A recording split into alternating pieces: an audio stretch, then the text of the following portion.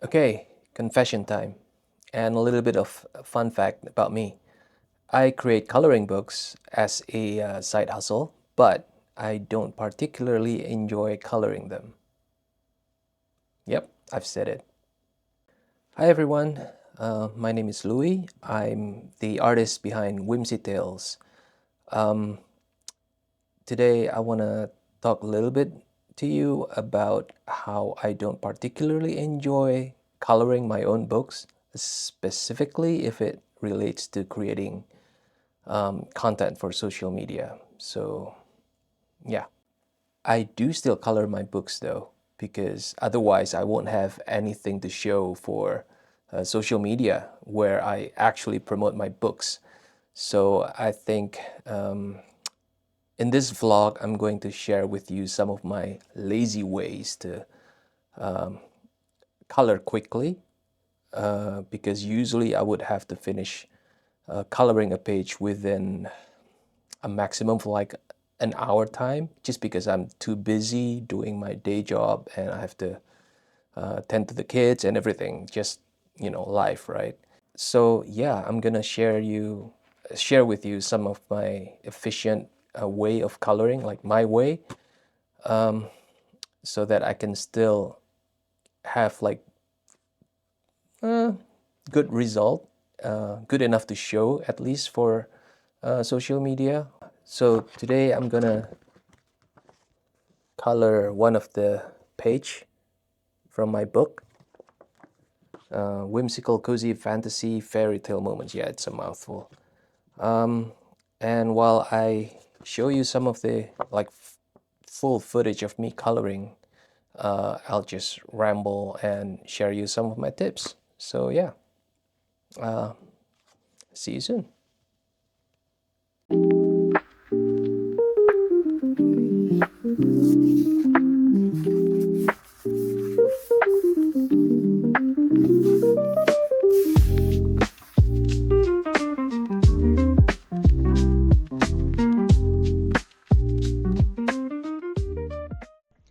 All right.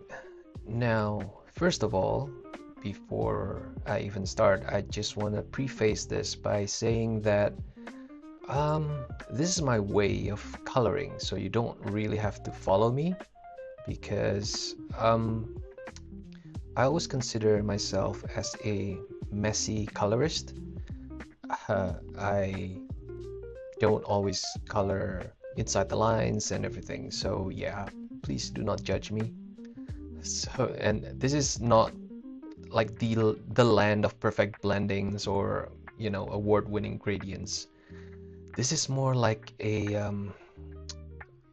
I've got 45 minutes before I need to pick my daughter up from school, so let's just make this cute kind of energy. So with that out of the way, let's move on. So the very first thing that I always tend to do in every coloring page is to lay down the flats. Flats are basically the base colors that you apply on a coloring page. And I usually start with the lightest colors. For me, in my opinion, it's always easier to apply lighter color first when it comes to coloring with alcohol markers, just because uh, I think it's less prone to mistakes, because you can always layer things up with darker colors as needed. So by now, I think you guys will understand why I always tell myself that I'm a messy colorist when it comes to using alcohol markers. It's because I set my own rules. If you see here, I jump around and I don't always color inside the lines, and I really didn't care if, the ink is drying and whatever. Oh, now you see here, I'm getting a little bit lazier and lazier, and I just cover the whole thing with teal. And this is actually my next tip. It's about color cohesiveness. How do I explain this? So, if you're familiar with color grading in Hollywood movies, for instance, as an example, Wes Anderson's films, they usually have um, like a tint of warm colors like orange, yellowish color tints, and that's cohesiveness for me. And also, if you check out Tim Burton's movies, they're always like, you can always feel the dark, cool gothic vibes because he's always using cool and dark colors in the color gradings. So in this particular page, I was thinking teal, bright summer, but cool vibes, because here the character is enjoying like a summer bath activity in a pond, so I think it's quite suitable. So back to color cohesiveness. Sorry, I've been rambling. Yeah, so instead of picking colors from a color palette, by browsing Pinterest or the Google Images or inspiration, you can achieve the same color cohesiveness by applying a very big wash, or you just cover everything on the page with one specific color of your choosing. In my case here, it's teal. And by doing this, no matter what color you add on top of this base teal color, you will still end up with a bluish tint. So it's almost like a forced color cohesiveness.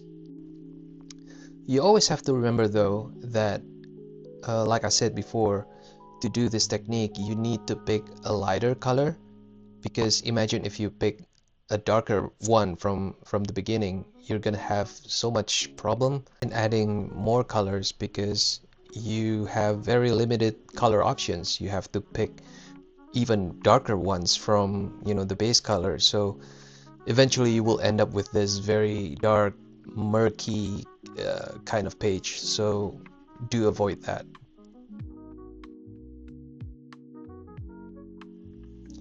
Now on to my next hack or coloring tip is that I do not blend. Blending is optional, especially when it comes to alcohol markers. Like, very optional. I think it's mainly because I just cannot blend alcohol markers to save my life. And you know what? I've made peace with it. So instead, I would just focus on contrast, lighting, mood, and the overall cohesiveness of the scene. And trust me, if the tones are good, the viewer's eyes will just fill in the rest, you know? And that was a good intro for my next hack or coloring tip, is that you really have to pay attention to your tones and contrast a lot more than creating patterns or textures. This is because contrast is really something that will make your coloring page pop. Now, I'm not saying that detailing or texture or creating patterns aren't important.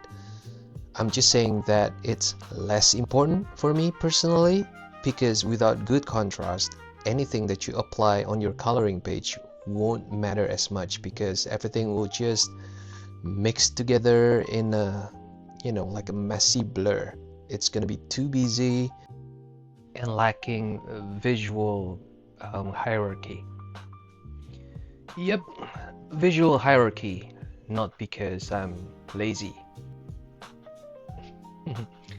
Yeah, the truth though, I always skip texturing or too much detailing just because I just don't have the patience and the time.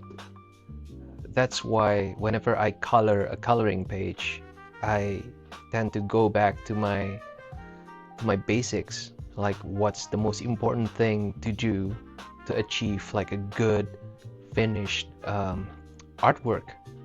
So that's why I always focus on, you know, the color cohesiveness, the contrast, the tone, the mood, and all that.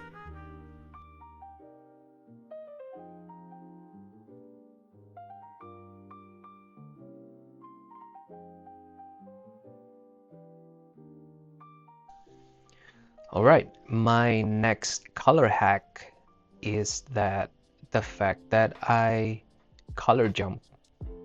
Yep, I color jump. I pick one color and then I would just go around the whole page applying that specific color everywhere that I think it belongs. And then after I finish with that one color, then and only then I will switch to the next one. For me, it's all about speed.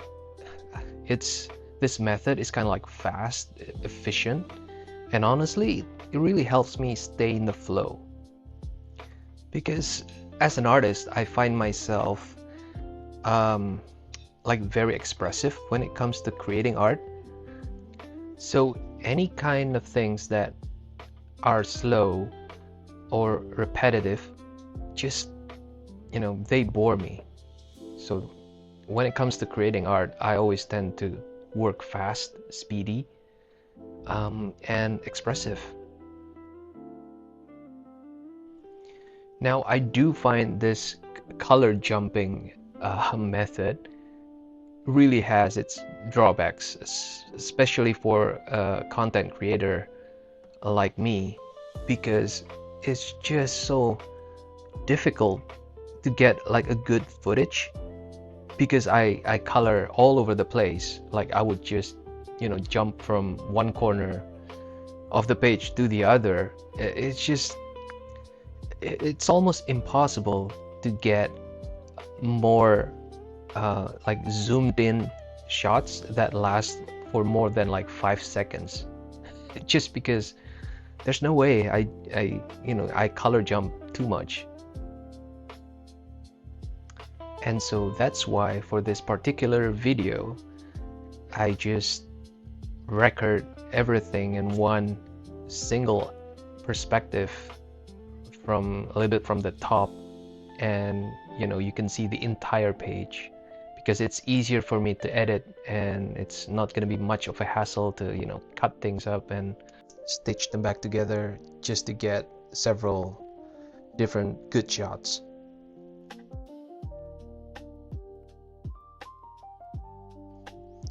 I think we're almost done here. This is me applying the last phase of pencil coloring before moving on to acrylics and doing the highlights.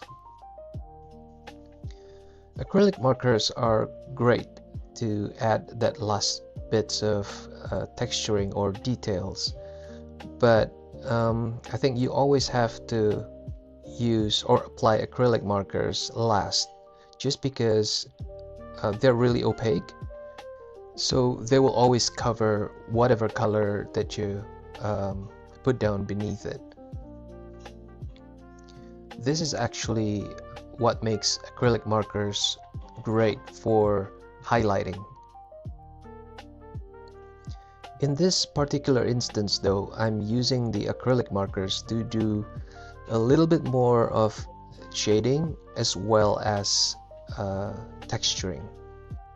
And yep, you've guessed it, this is another lazy coloring hack or tip from me, specifically when using acrylic markers on top of alcohol markers. So basically what you need to do here to be able to do a combo of shading and texturing, like in this case I'm trying to do the grass texture, most important thing that you need to do is to remember the direction of the universal light that you apply on the page. And then using the acrylic markers, do the texturing only on the side of the shadow.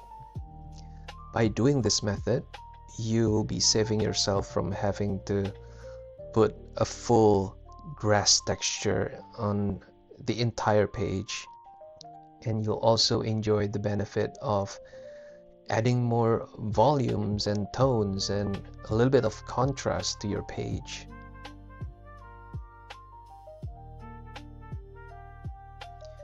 Here's another coloring tip that I can share with you.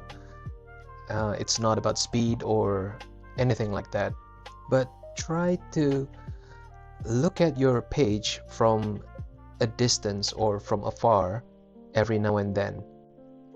This is actually something that I learned back from my logo designing years, is that whenever you zoom out and try to see something from a distance or from afar, you will force yourself to only see the most important part of that design. So when things are looking good in small size or from a distance, you know you've been doing the right thing. So when it comes to coloring a page, always remember to start simple. Focus on what matters most first, like color palette, color cohesiveness, color tonality, mood. And once those are good, then you can build up from there by adding more and more details. Because if you focus too much on the details from the beginning, things will just get too visually busy so fast, and the page will, well, in my opinion, will look less appealing. Okay, I think we're almost at the end of this video, and I just want to say again that you don't have to follow the tips that I shared here if those don't bring you joy when coloring. Look, there's no one correct way to color, right? So if you love blending and adding a lot of details, that's awesome. Go for it.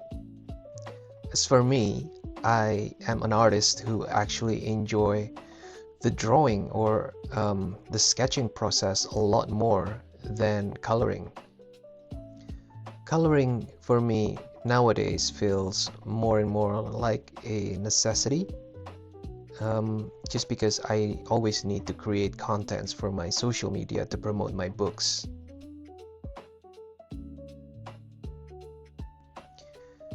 And just remember that the most important thing is that coloring should always feel joyful for you, not like a task on your to-do list.